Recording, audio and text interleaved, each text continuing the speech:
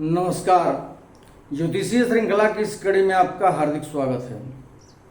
कुंडली में बनने वाले कई तरह के अशुभ योग या दुर्योग जिसको बोलते हैं, जो कुंडली के राज योगों का भंग करते हैं, इसके अध्ययन के क्रम में हम रेखा योग के बारे में जानते हैं। रेखा योग किस प्रकार से कुंडली में बनता है और जातक पर अपना क्या प्रभाव डालता है।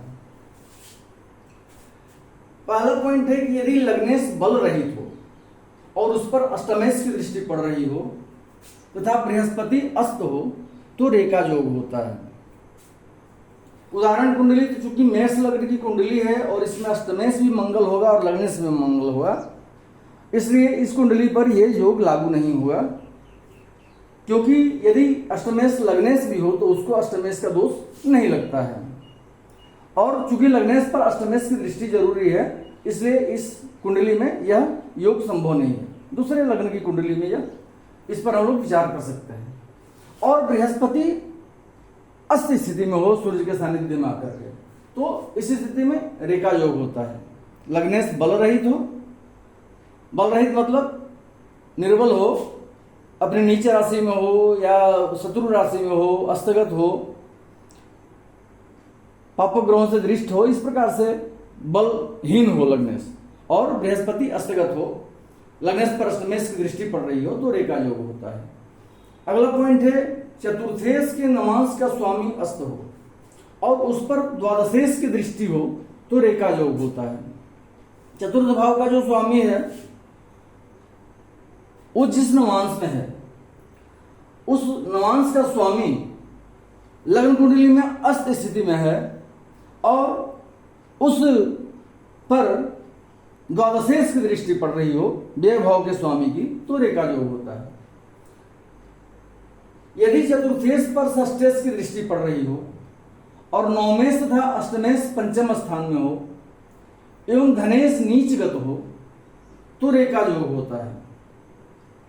चतुर्थेश और षष्ठेश की दृष्टि, चतुर्थेश पर षष्ठेश की दृष्टि पड़ रही हो, चतुर्थेश जहां भी बैठा हो चतुर्थ भाव का स्वामी उसको षष्ठ भाव का स्वामी देख रहा हो। मान लेते हैं चतुर्थ भाव का स्वामी चंद्रमा तृतीय भाव में बैठा है, षष्ठ स्थान का स्वामी बुध उसको देख रहा है, और नवमेश तथा अष्टमेश पंचम स्थान में हो, नवमेश बृहस्पति और अष्टमेश मंगल पंचम स्थान में हो, और धनेश नीच राशि में हो। धनेश कौन सा होगा? वृष राशि का स्वामी शुक्र, शुक्र अपनी नीच राशि कन्या में नीच का होता है, तो धनेश नीच राशिगत हो तो रेखा योग होता है। क्या है? चतुर्थेश पर षष्ठेश की दृष्टि पड़ रही हो, अष्टमेश और नवमेश पंचम भाव में दोनों स्थित हो, धनेश नीच का हो तो रेखा योग का निर्माण होता है। अगला है यदि छठे, आठवें और 12वें भाव में शुभ ग्रह हो, केंद्र और त्रिकोण में पापक ग्रह हो तथा एकादशेश निर्बल हो तो रेखा योग होता है। त्रिक स्थानों में, षष्ठ में, अष्टम में और द्वादश भाव में, इनमें शुभ ग्रह हो और केंद्र तथा त्रिकोण में, केंद्र लग्न चतुर्थ सप्तम और दशम में तथा त्रिकोण पंचम और नवम, इन भावों में पापक ग्रह हो तथा एकादशेश, एकादश भाव का स्वामी निर्बल स्थिति में हो तो रेखा योग होता है। अगला पॉइंट है यदि लग्नेश पापक ग्रह के साथ हो, शुक्र और बृहस्पति अस्त हो तथा चतुर्थेश भी किसी पापक ग्रह के साथ होकर अस्त हो तो रेखा योग होता है।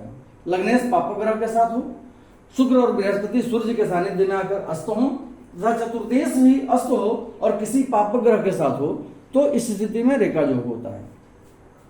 अगला है यदि नवमेश अस्त हो और लग्नेश तथा द्वितीयेश नीच राशिगत हो तो रेखा योग होता है।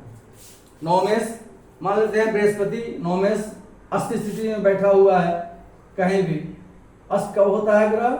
जब वो सूर्य के सानिध्य में होता है। और लग्नेश तथा द्वितीयेश नीच राशिगत हो, लग्नेश की नीच राशि, मंगल की नीच राशि कौन सी होती है? कर्क। यहाँ पे कर्क राशि में मंगल बैठा हो और द्वितीय कौन सा है? शुक्र। शुक्र की मीन राशि नीच राशि कौन सी है? कन्या। तो लग्नेश और द्वितीय अपनी नीच राशि में बैठे हों तो रेखा योग होता है। नौमेश अस्त स्थिति में हो और द्वितीय और लग्नेश ये दोनों अपनी नीच राशि में बैठे हों तो रेखा योग होता है। अगला पॉइंट है, यदि 3 ग्रह नीच राशिगत अथवा अस्त हो और लग्नेश षष्ठ, अष्टम अथवा द्वादश भावगत हो अथवा लग्नेश बलहीन हो तो रेखा योग होता है। कुंडली में 3 ग्रह अपनी नीच राशि में स्थित हो, लग्नेश त्रिक भाव में हो, षष्ठ में, अष्टम में अथवा द्वादश भाव में हो, अथवा लग्नेश बलहीन हो, लग्नेश अपनी नीच राशि शत्रु राशि या अस्तगत हो, बल से हीन हो, निर्बल हो तो इस स्थिति में रेखा योग का निर्माण होता है। अगला पॉइंट है, यदि पापग्रह लग्न द्वितीय, तृतीय, चतुर्थ, पंचम, सप्तम, नवम, दशम और एकादश भाव में हो तथा उन पर नीच ग्रह, शत्रु ग्रह अथवा पापग्रह की दृष्टि पड़ती हो तो रेखा योग होता है। कहाँ स्थित हो? लग्न में, द्वितीय में, तृतीय में, चतुर्थ, पंचम, सप्तम, नवम, दशम और एकादश भाव, इन 9 भावों में पापग्रह की स्थिति हो और उन पर नीच ग्रह, शत्रु ग्रह अथवा पापग्रह की दृष्टि पड़ती हो तो रेखा योग होता है। अर्थात इससे पता चलता है कि त्रिक भावों को छोड़कर, षष्ठ, अष्टम या द्वादश भाव को छोड़कर इन 9 भावों में से किसी भी भाव में या इन 9 भावों में पापग्रहों की स्थिति हो तो रेखा योग होता है। अब यदि इन 9 भावों में से किसी भी एक भाव में पापग्रह की दृष्टि हो, पापग्रह की स्थिति हो और उस पर नीच ग्रह, शत्रु ग्रह अथवा पापग्रह की दृष्टि पड़ रही हो तो जातक के जीवन के प्रथम अवस्था में ही रेखा योग के फल का आक्रमण हो जाता है। रेखा योग के फल का अनुभव वो जीवन के प्रारंभिक चरणों में ही करता है। यदि 2 पापग्रह इन 9 भावों में से किसी भाव में स्थित हों और उन पर नीच ग्रह, शत्रु ग्रह या पापग्रह की दृष्टि पड़ रही हो तो जातक के मध्य जीवन के मध्य भाग में, और यदि 3 ग्रह इन 9 भावों में स्थित हो पापग्रह और उन पर नीच ग्रह, शत्रु ग्रह या पापग्रह की दृष्टि पड़ रही हो तो वैसे जातक के जीवन के शेष भाग में इस रेखा योग के फल का अनुभव होता है।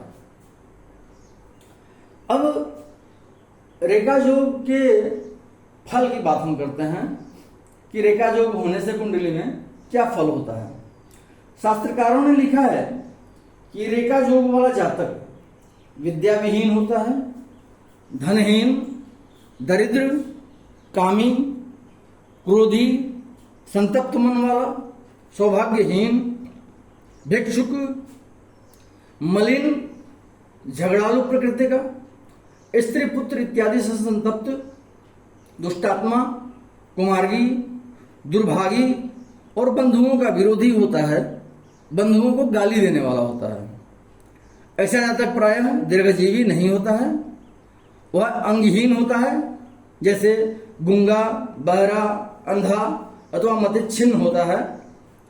और ऐसे जातक के नेत्रों से ही उसके मनोभाव का तुरंत पता चल जाता है, उसके चेहरे पर ही उसके मनोभाव प्रकट हो जाते हैं। अगले वीडियो में हम कुछ अन्य दुर्योगों की बात करेंगे, जैसे दरिद्र योग की बात करेंगे। नमस्कार।